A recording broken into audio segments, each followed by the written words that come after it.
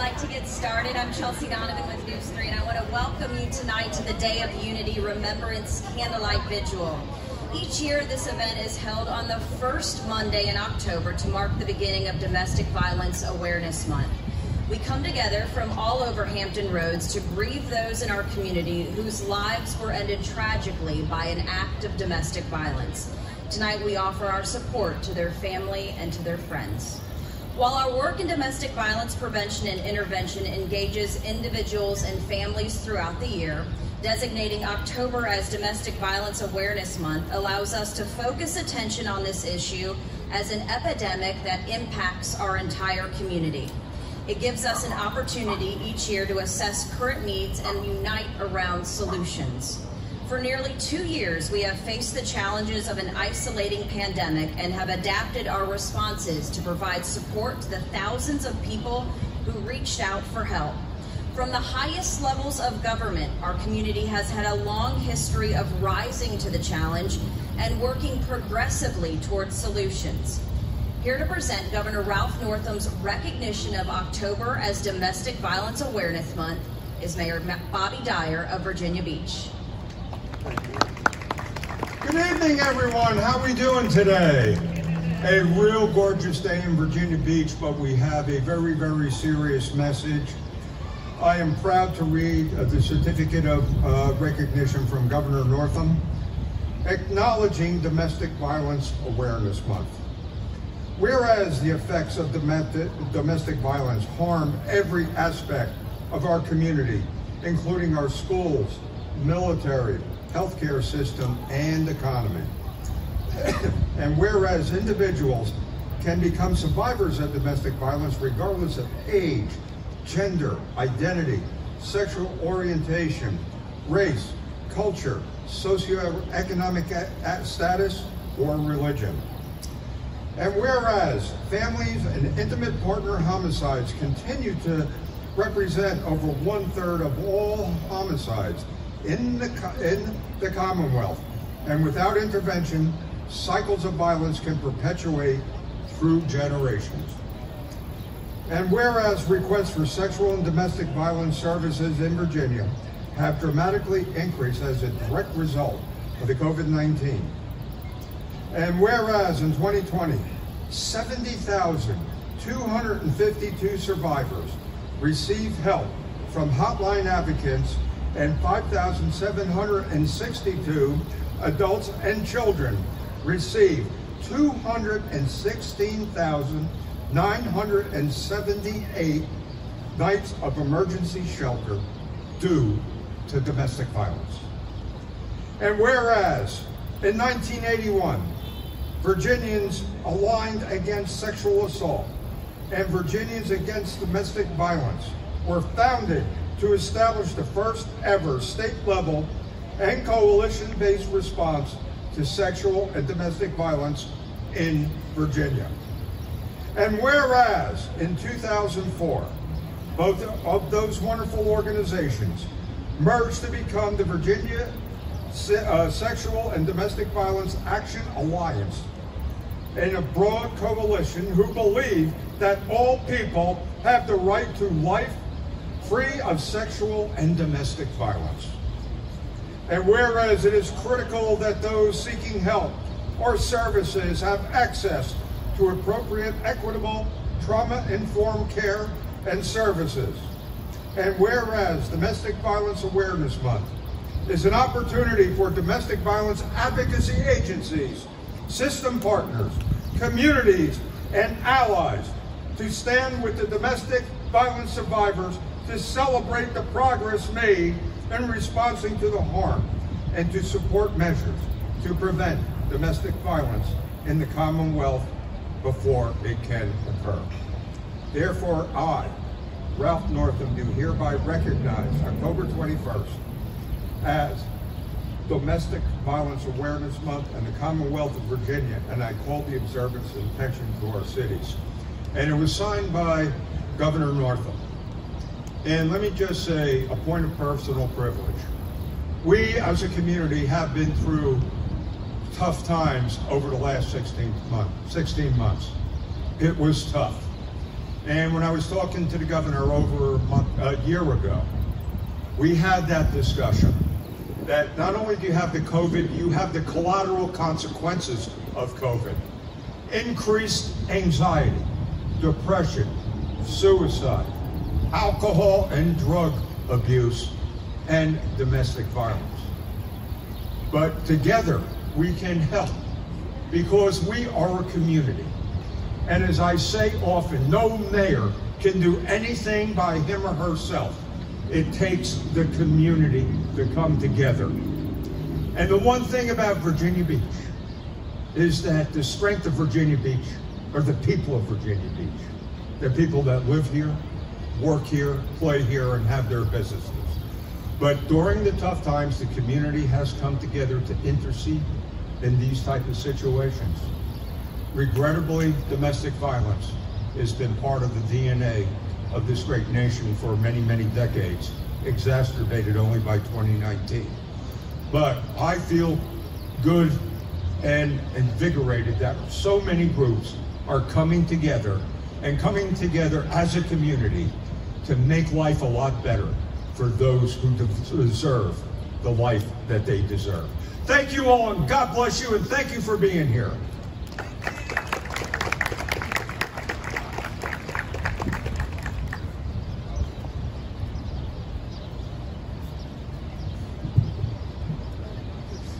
Victim advocates often experience a secondary kind of trauma as they walk along victims of violence and abuse. It's a difficult job to stay present with someone in pain, to provide ongoing guidance, information, validation, and support. To do this work for a year deserves acknowledgement. To do it for 5 years or 10 years is admirable. But Corey Burton has done it for 30 years, 3 decades. This, of course, is worthy of our heartfelt appreciation. The Day of Unity Award of Service recognizes individuals who have dedicated their career to helping people in need of this support. If anyone is more deserving of this award, it's certainly Corey. Please welcome Debbie Sanders, who will present this year's Day of Unity Award of Service to Corey Burton.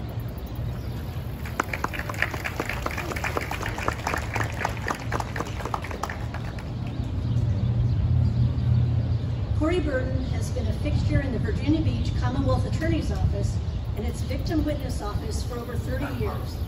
Director of Victim Witness Program, Restitution Officer, and Caseworker are just some of the positions he has held during his tenure in this office. He first came to the office in 1989 after serving his country for 4 years as United States Marine.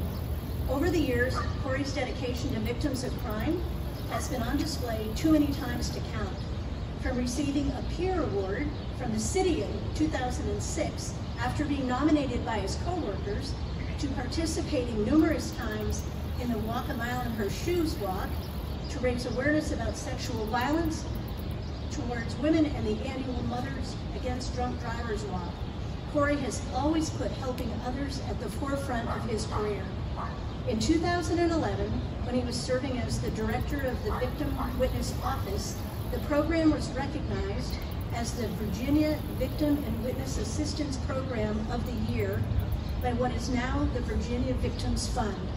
Additionally, he has been recognized by the Virginia Crisis Response Team for his efforts in assisting numerous victims and witnesses. Corey has served on countless of committees and panels, including the Virginia Beach Domestic Violence Fatality Review Team, the Sexual Assault Response Team, and the multidisciplinary team with CHKD. For years, he has served as the coordinator and master of ceremonies for the annual Victims' Rights Ceremony. He also helped staff the resource line set up for the employees and families impacted by the May 31st, 2019 mass shooting tragedy at the Virginia Beach Municipal Center. While Corey has left the office briefly on 2 occasions during his tenure, he has come back each time to do what he's meant to do, to serve as an advocate, a guardian, a proponent for victims and witnesses in our city. It is my pleasure to present to my colleague and friend, Corey Burton.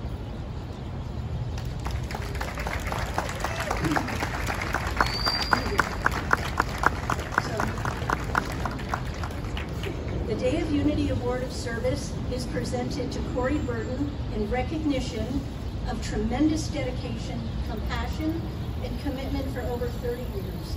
On behalf of countless individuals who have received your support and guidance, the Day of Unity Night of Remembrance Committee thanks you for your service and recognizes the valuable contributions you have made in support of domestic violence survivors in Virginia Beach.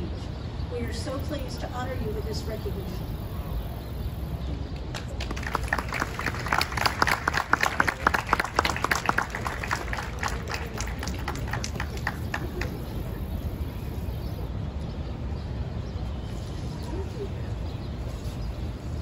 Hey, appreciate you all coming out tonight. I am truly humbled. These two ladies, Lorisa and Debbie, I've admired them for many years for what they've done at the Samaritan House, and now they're at the Fleeton family. They're the ones that should be up here. I mean, they're the ones that really make it work. Please, I want y'all to give them a hand real quick. It's actually 32 years, and I left twice, but I did come back in brief times. I am retiring soon. It's not because I want another party, I promise. Not that many people want their donations. When I started here, never thought it'd be something I'd be going on as long as I did, but the reward is something I never would have imagined, truly. Back in the early days, we had restitution. We'd get about $100,000 a year when we started for victims of crime, collecting from the defendants to the victims. By the time I started going to the Treasury, we were getting over $1 million a year. I was part of that, truly part of that. Harvey and Colin were amazing in getting that going as well. In the last 14 years, we've been dealing, you heard what Debbie said about all the efforts, but regarding fatalities, violent crime fatalities, that is a tough job. It's very tough. It's even tougher when it's domestic violence. There's some, I was trying to put the numbers together, how many I've been involved with. There's a lot. I don't want to, it is hundreds. Straight up there. The most recent ones, and they're here tonight, is the Kilgore family, what they've gone through. Peter and Sharon and Shannon losing their son and their brother, Shannon's brother. That's why I do this job. And my co-workers, Beth and Shanice, are here today, and Pat, the boss.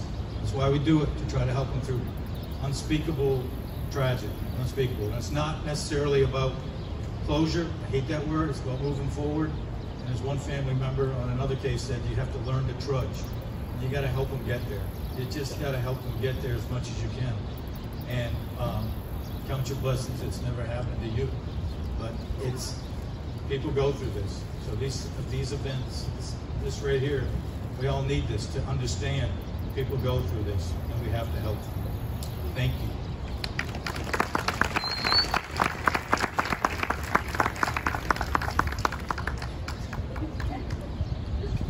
Good evening. My name is Lorisa Sutherland.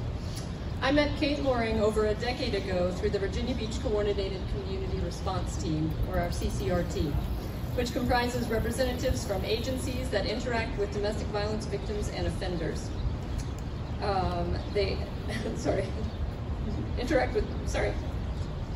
Corey got me all flustered. Kate has held an incredibly significant position in this group. She represents the victim's perspective. She's here tonight to tell you the story of her intelligent, talented, and strong daughter, Claire. But I'd like to take a moment to tell you about Kate and her resilience. Losing a child is the ultimate tragedy. It's nothing short of remarkable how Kate has translated her grief into positive community action. She is deeply invested in the lives of others and in her mission to protect others from knowing this kind of loss. She became Claire's voice, speaking out against intimate partner violence wherever she could, working with schools, shelters, victim witness programs, and community agencies. For years, she has raised awareness of and prevention funds through Her Melody Lingers On, which was a memorial concert at Old Dominion University. Each year, it brought people together not to mourn, but to celebrate Claire and her love of music. I'm excited to introduce Kate tonight as our keynote speaker, but I'm more honored to call her my friend. Please welcome Kate Loring.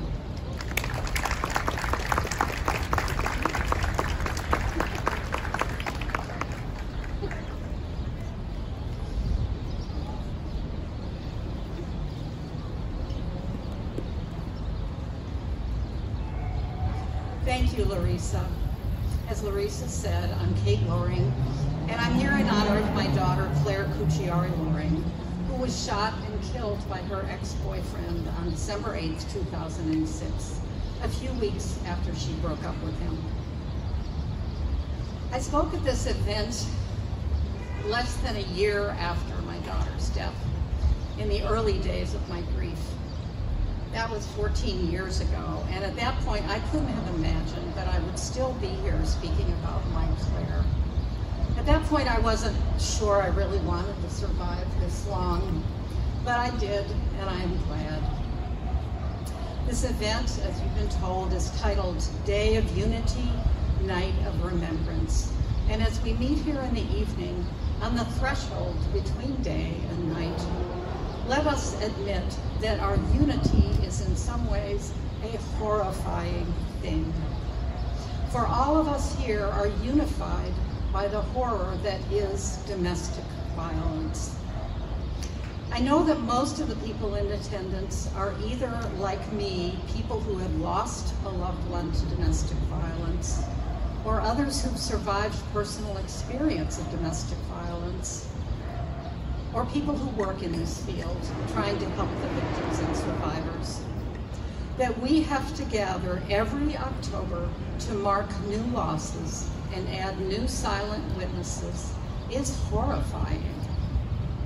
And the statistics are horrifying. You heard some of them from Mayor Dyer in the governor's proclamation. Most of you here know them because you're familiar with this issue. Over 1/3 of homicides in Virginia are related to intimate partner violence. Over 55% of those involve a firearm. A year ago in Virginia, as someone just said, Corey maybe, I don't know, there were slightly over 70,000 calls to the sexual and domestic violence hotline. And the experiences behind the statistics are horrifying too.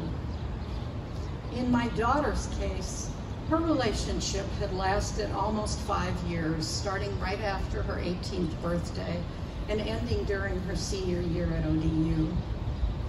At times it was psychologically abusive, but there was no actual physical abuse until the last 2 days, beginning when he held her overnight at gunpoint on Wednesday, repeatedly threatening to kill them both. She escaped on Thursday using her remarkable intelligence, saying that she realized she loved him and she would come back to him that night, but she needed to go take some final exams. Once she escaped, she went straight to the police. I was with Claire on Thursday night and most of Friday. We were hastily packing suitcases and sheltering at the home of one of my friends because her ex-boyfriend knew how to get into our house. Going to court on Friday morning to get a protective order and making plans to leave town and go into hiding indefinitely the next morning. All things that I couldn't have imagined as part of my life a few weeks before that. That night, though, she went out with friends to a restaurant in the Greenbrier area, a place that we thought was safe because she never went to Chesapeake and she particularly did not like this restaurant. But somehow he tracked her down, accosted her as she left the restaurant, and shot her and then himself in the parking lot. Claire died at the hospital soon after. And then my own horrifying experience began. One that will never end, but Corey's right, that I've learned to live with. It has been almost 15 years now of what someone called and I like this phrase, the continuing presence of an absence. 15 years of living with that absence, of grief, of missing her, of looking at old pictures and knowing that I couldn't and didn't protect her. And that the snuggly little girl in those pictures, the feisty and funny teenager who was growing into a lovely, talented young woman, would be shot and killed in a parking lot. And it's been 15 years of if-onlys. If only I had known more than I did at the time. If only she did. If only we had realized how truly serious it was near the end, and that the time when a person leaves a relationship can be the most dangerous time. If only we'd realized that this doesn't just happen to other people. If only I had memorized that list of red flags for abuse. If only she had realized earlier that the subtle verbal abuse and control issues he displayed were warning signs, and that he would explode into physical violence at the end. Ours is just one family's horrifying experience, but out in the audience tonight are other survivors, carrying in their hearts the stories and memories and experiences of other victims, too many victims from Hampton Roads. Standing here, I represent them too. I represent you.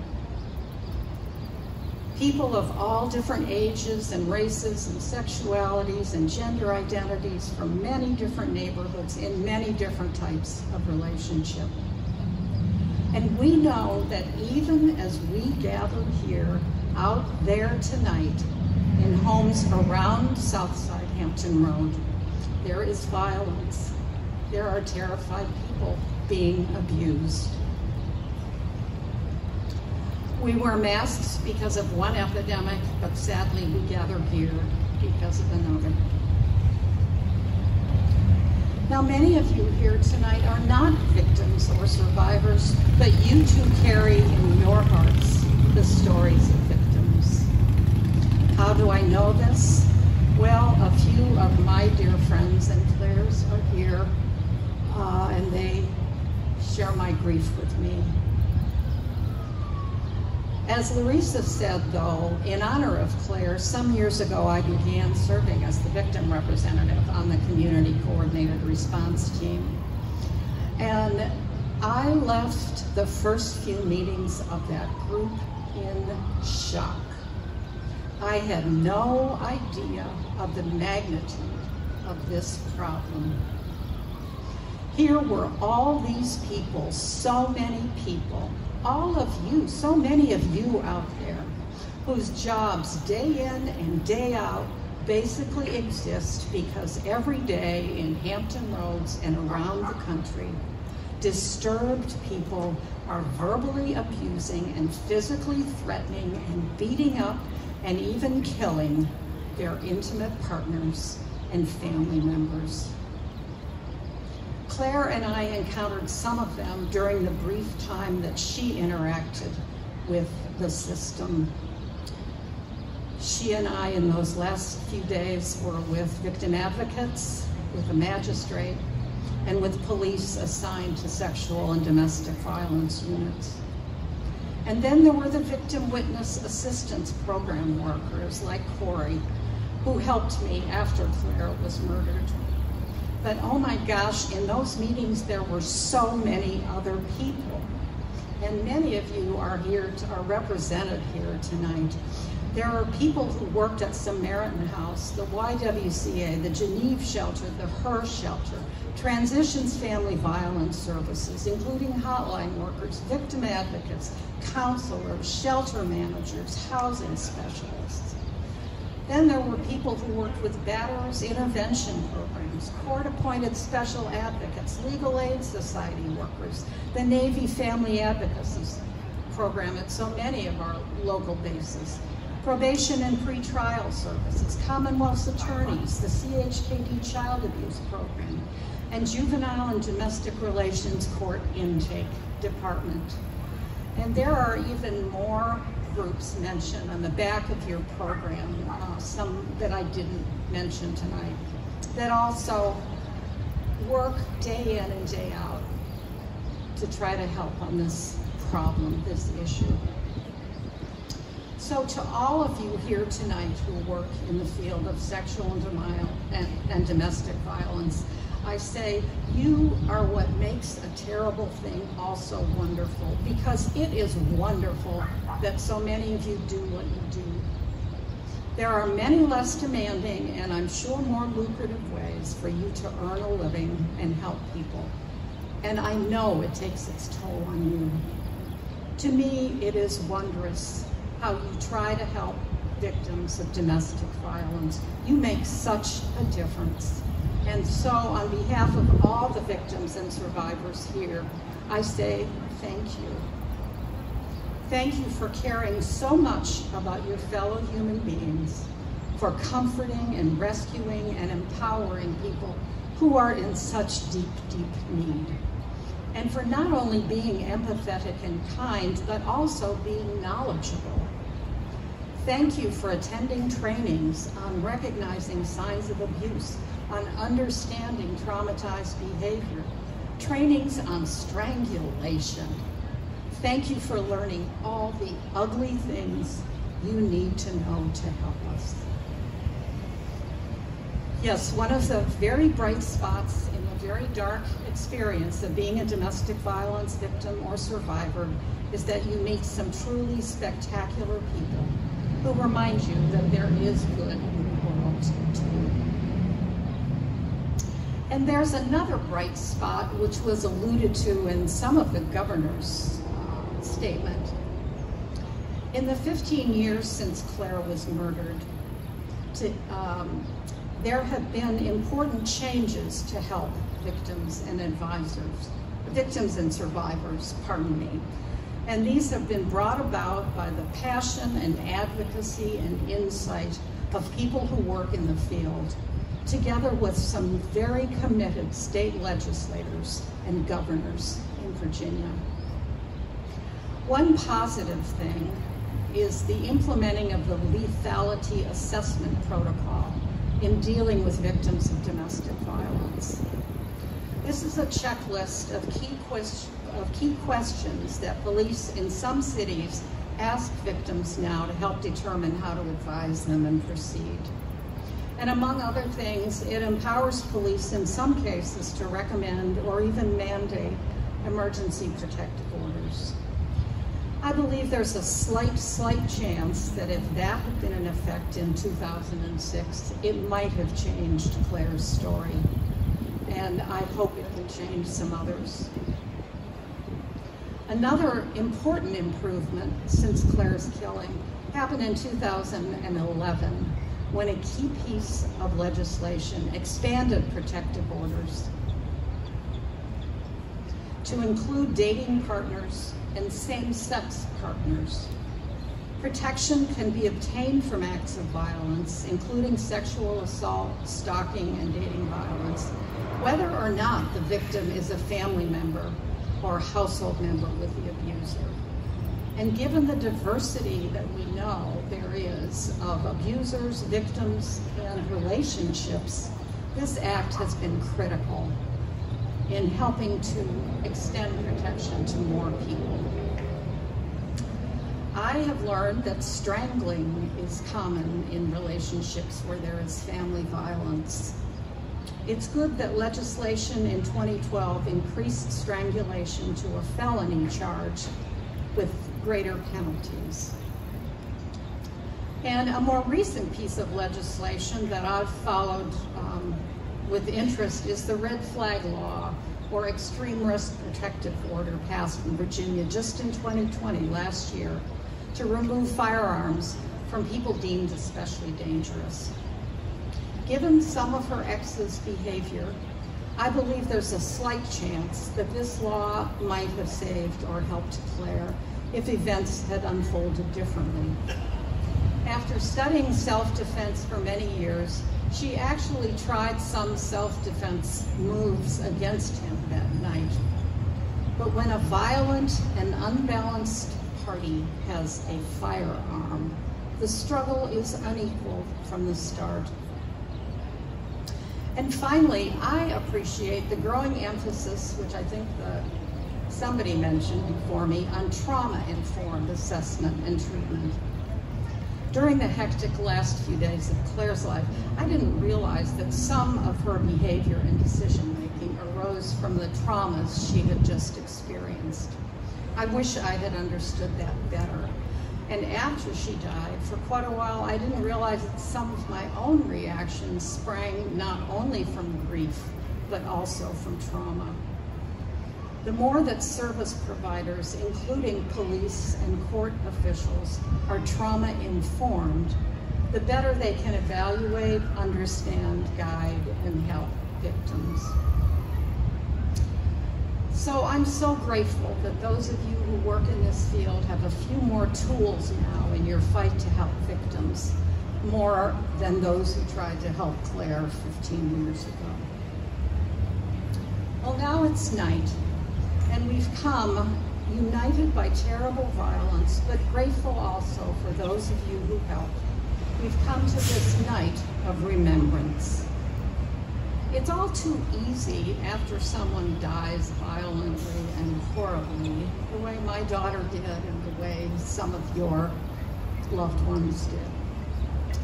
It's all too easy to emphasize remembering how they met their death, to remember them as a victim, to define them as a victim. But one of the most helpful things that someone said to me was that Claire's death and the 2 days leading up to it, while terrible, were only a small percentage of her life, a very small percentage. My daughter lived for 22 years and 49 weeks, and much of that time was joyful for her and for those of us around her. So many of my remembrances are happy. Claire was a joyful achiever. In high school, she was an honors student, drum major of the marching band, captain of the color guard, selected for state honor choir and governor's summer school academy for French, elected most talented by her high school class. She was vocal soloist with jazz bands in high school, in college, and at the Telluride, Colorado Jazz Festival. I have so many wonderful pictures of her just singing and looking so joyful. Her jazz professor said that Claire had, quote, a beautiful natural voice, a wonderful gift, reminiscent of the big band singers of the 30s and 40s. And she was working to become a jazz singer, towards a career of singing jazz. And she was also working towards graduating magna cum laude from ODU.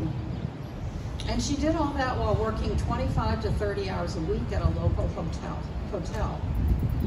But to add a little more human dimension to this picture, I'll also say she was known around ODU for carrying a purple backpack featuring Xena, the warrior princess, who she loved. And if someone asked if she wasn't a little old for that, she just laughed and said, I like Xena.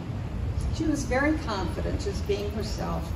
And in fact, when she broke up with her ex, she told me, I just want to be myself again. Claire was such an interesting combination of a laid-back, kind, and caring nature with a very determined independence and strength. At times as her mother, I thought she was maybe a little too independent and strong, but all in all, I loved her for that.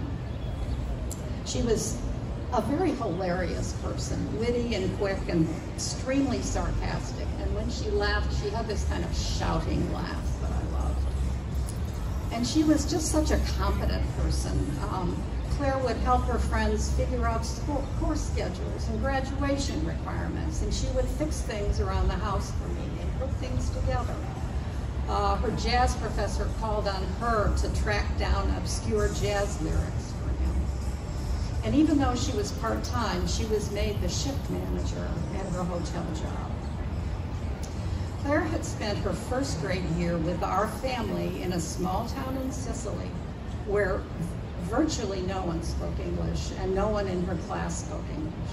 So she had to learn at the age of 6 to speak and write in Italian, which by the end of the year she did very well. She loved our Sicilian life, and I felt, as her mother, I felt that that year made her much more outgoing and certainly more resilient. And she always asked me to make Sicilian rice cheese balls for her birthday, and I always did. So my daughter was a magical combination, and I'm sure you know I could go on and on like this with my remembrances of her unique and magnificent clearness. Does this sound like a stereotypical domestic violence victim? No, but those of us here know that there is no typical victim. As I've already said, intimate partner violence and sexual assault don't have a type. Every survivor here tonight has their own remembrances of someone who was just as distinctive and dazzling, just as dear to them as Claire is to me. When you hear the names in a few minutes, when you look at the silent witnesses, remember that no matter their situations, no matter what motivations and dreams and hopes and confusions led them to the person who eventually killed them, they were unique and they were precious. And from our place of unity tonight, we honor and remember them. Thank you so much.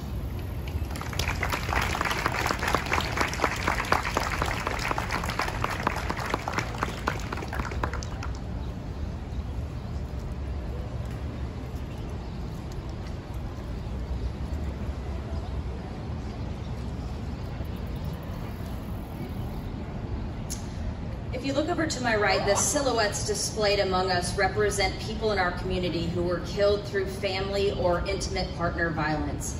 They are part of the Silent Witness initiative, which began 31 years ago to support an end to domestic violence through community-based exhibits. The initiative has since become an international awareness campaign, memorializing thousands of victims. Each silhouette bears a shield, sharing the name and the story of the person it represents. They remind us that while these stories began differently from different families, cultures, ages, relationships, sexualities, professions, and educational backgrounds, all of them ended the same way, in tragedy. The witnesses gave voice to those who have been silenced and stand as a testimony to the lives that were cut short. Tonight, we are adding the story of 3 special people: Alicia Herford, Morgan Bazemore, and John Kilgore. Tanya Gibbons will read Morgan's story, and Kiana Creighton will read Alicia's story.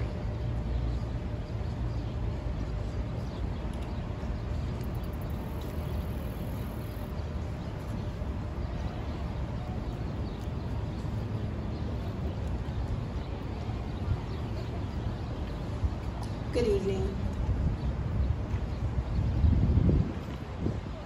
Morgan, 23. I had big dreams and a bright future ahead. My parents gave me love and strength and support to follow my heart. I worked hard, often working 2 jobs. My mother and I were very, very close. You could say she was my best friend. I graduated from Maury High School, where I enjoyed competitive cheering. I always had a keen eye for fashion, which I got from my mother. I loved life, spending time with my family and friends, and creating wonderful memories. I had an on and off again relationship with my boyfriend. Things sometimes got heated. On March 11, 2021, we argued, then my boyfriend got physical. I started defending myself and my mother jumped in. That's when he pulled out a gun and shot me and my mother. Now all my loved ones have All they have left are the special memories we created for those 23 years.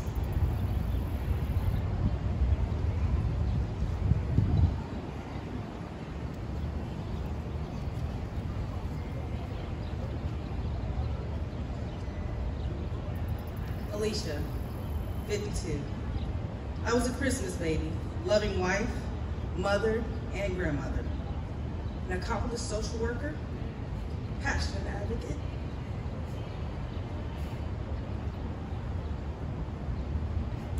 For anyone in need. I utilized my master's degree from Old Dominion University to help bring families out of poverty and better live their lives. I was fulfilling my work, and I was dedicated to each person I worked with.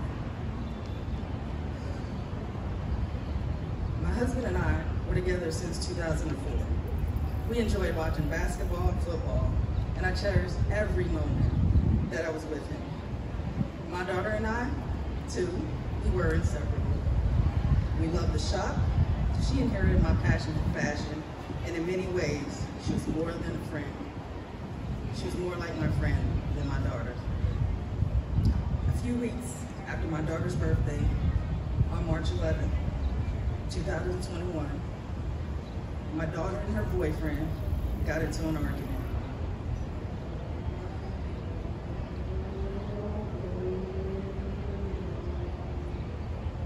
When the argument escalated to a physical fight, I tried to protect my daughter.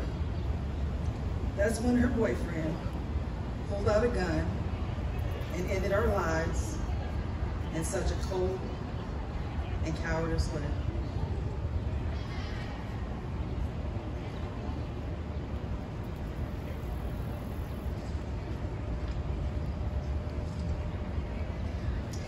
And now Sharon will read the story of John Kilgore, age 32.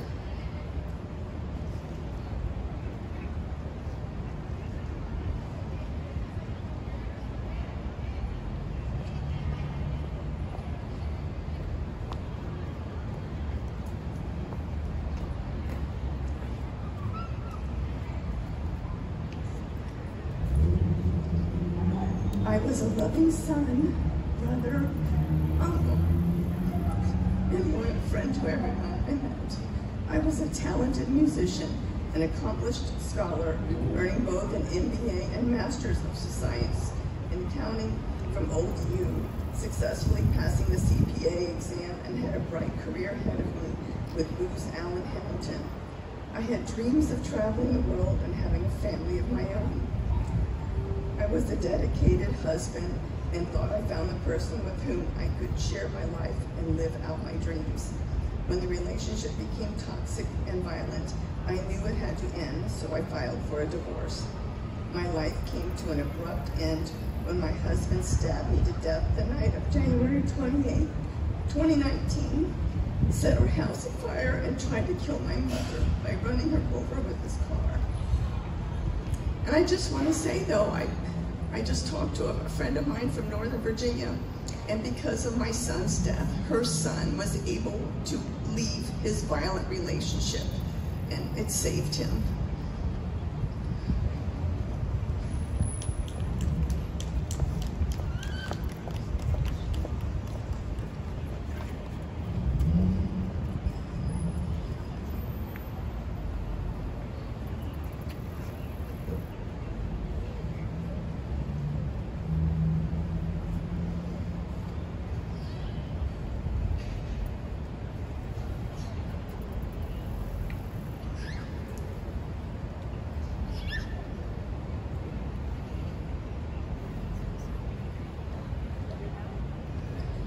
And John's sister has written a song called If I Would Have Known, which we will play for you this evening.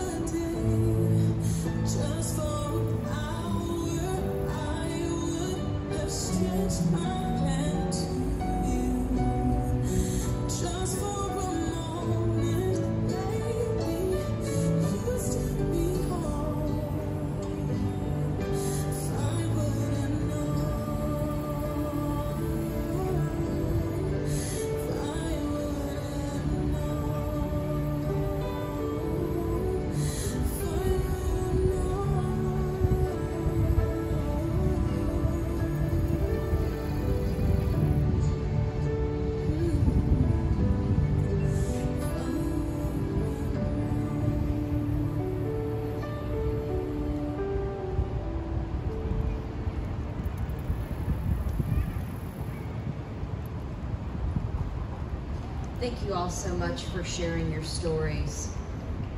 The statistics behind intimate partner violence are staggering. 1 in 3 homicides in our community is the result of domestic violence. Since 1999, over 2,600 people in the Commonwealth have been killed by intimate partner or family member. We added 19 names to this list. We've come together tonight to acknowledge the value of their lives and fill in the spaces that they left behind with our love and our support. At this time, we ask that you illuminate your candles as we read their names.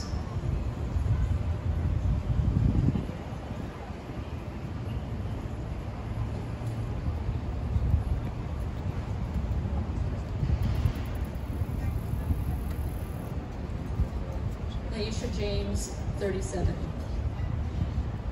Marissa Free, 33. Epiphany Andrews, 22. And son Demir, 3 months. Elena Whistle, 34.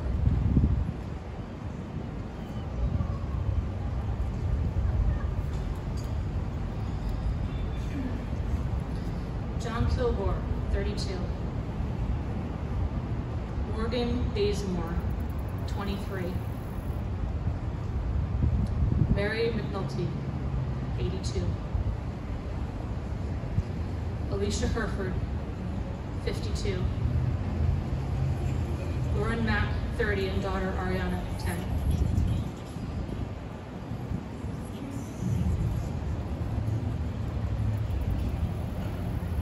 Tara Davis, 51.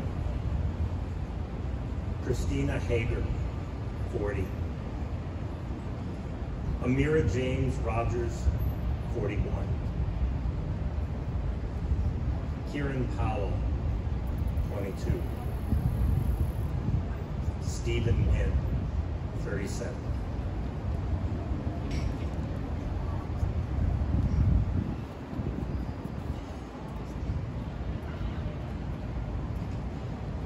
Marsha Dumas, 45. Ritz Johnson, 35. Sammy Joe Burkhart, 37.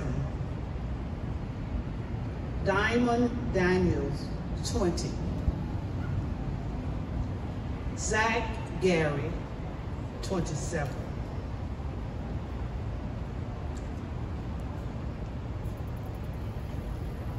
And if we missed anybody's name or if anybody would like to come forward, you can do so now.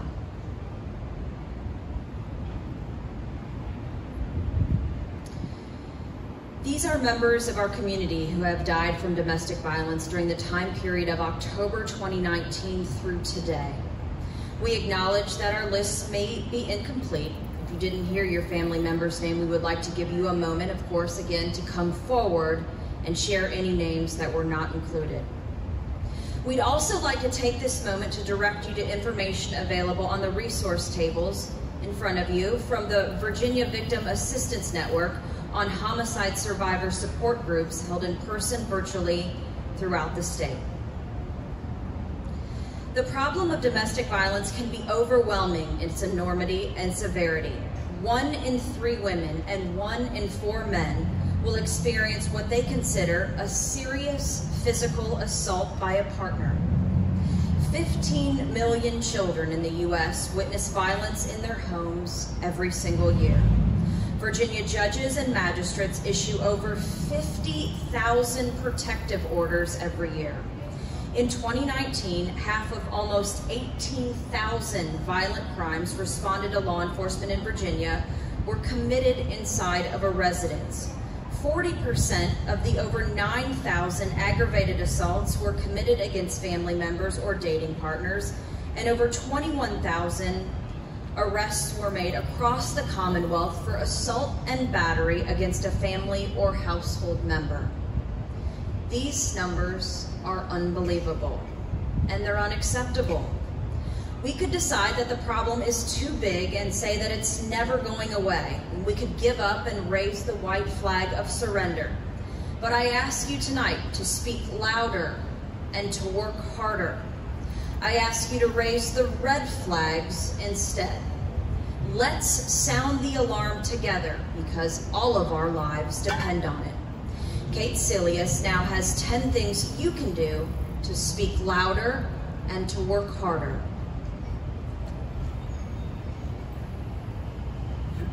There is hope. There are 10 things you can do right now to make a difference. Get involved with domestic violence agencies and donate your time or money. Talk with your friends and family when you have concerns about abuse. Know the resources in your city.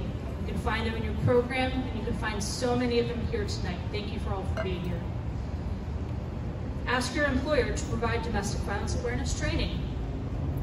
Tell your doctor to post safety resources in waiting areas. Pay attention and support legislation that increases safety for victims and accountability for offenders. Encourage your school to offer healthy relationship classes. Share shelter and advocacy resources on social media. I know we all use social media. Talk with your faith-based leaders about organizing domestic violence awareness events. And finally, understand that domestic violence is complicated and offer ongoing, non-judgmental support when you know someone is experiencing abuse. This is how we speak up and work harder to save lives. Thank you for your commitment.